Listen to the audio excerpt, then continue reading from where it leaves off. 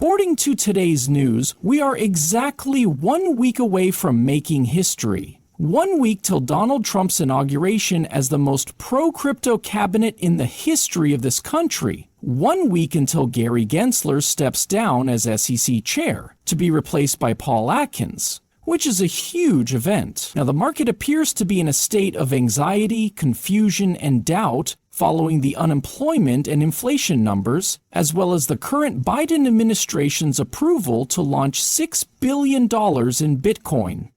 Now, in my opinion, we are not witnessing as much corrective behavior in the market as projected due to Donald Trump's impending arrival. Remember, this Meter document, Meter is a government-funded research institution that assists the administration in addressing major national challenges with objective solutions. Therefore, it is someone Trump should just believe. As we can see, NITA has directed Donald Trump's presidential transition team to propose stablecoin and digital asset legislation within 90 days of taking office. This is a huge event, and I believe it is a vital component in keeping the crypto market and all financial markets afloat and from collapsing right now. This Trump transition is also incredibly positive for XRP, as several sources have already connected the two. Let me be clear, this is not an aversion to XRP. From Ripple's donation to Trump's team to Brad Garney's house meeting and dinner with Donald Trump,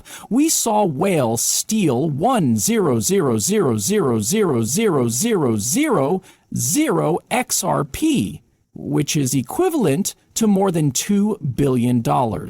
Once this image circulated, and we've also seen documents like this indicating that Trump's government intends to form a crypto advisory board with companies like Ripple included as potential candidates. So in my opinion, Ripple's position is more than simply powerful, it's omnipotent, almighty, which is why when we launched an IPO in the United States, it had the potential to be the world's largest IPO. Saudi Aramco now has the world's largest initial public offering, IPO. Its valuation as of 2023 is $1,930 billion.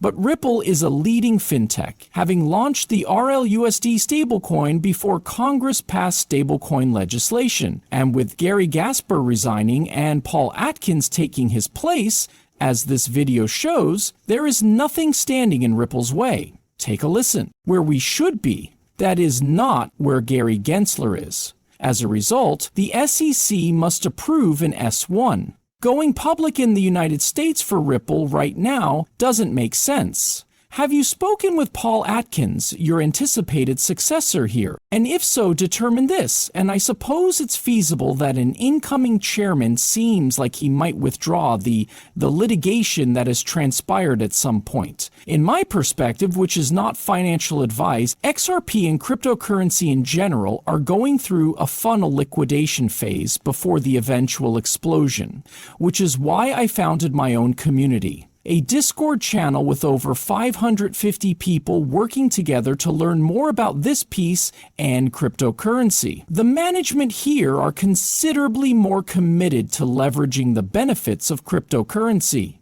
The community has already learnt a lot and experienced many massive successes, some as large as 2,400% gains, and we are only getting started. There is presently a 7-day free trial period available to those who sign up right now. Come to the family and drop off your information below.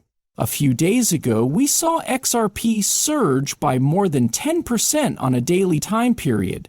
The reason this is stunning news is that the rest of the market was still correcting in price that day, so XRP was clearly going against the overall trend.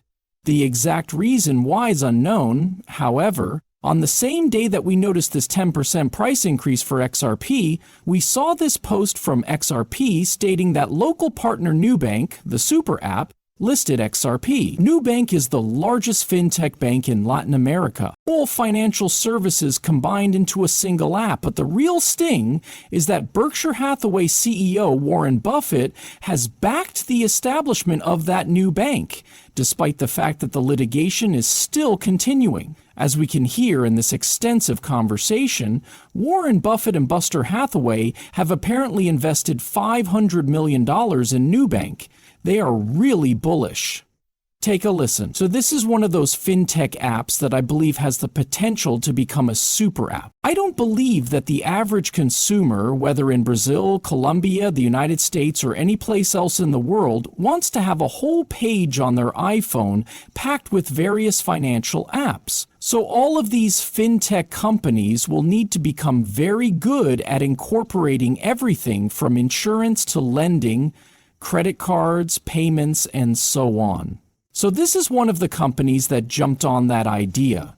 They've done an excellent job of attracting new users, approximately 40 million in total. By the way, this isn't Berkshire's first investment in Latin American fintech. I overheard Stonko say STNE. BAT is another one. We had a difficult year, but this one is exciting. I'm quite interested in learning more and following it closely. I'll surely keep it on my screen. This is a massive deal that adds to the belief that Ripple and XRP will have the largest IPO in history, not only because of the connections to Donald Trump and the US government, but also because of well-known and wealthy investors such as Warren Buffett, who stated in his interview with David Straczynski that there are actually quite a number of multimillionaires and billionaires interested in Ripple and XRP. Take a listen, XRP, right?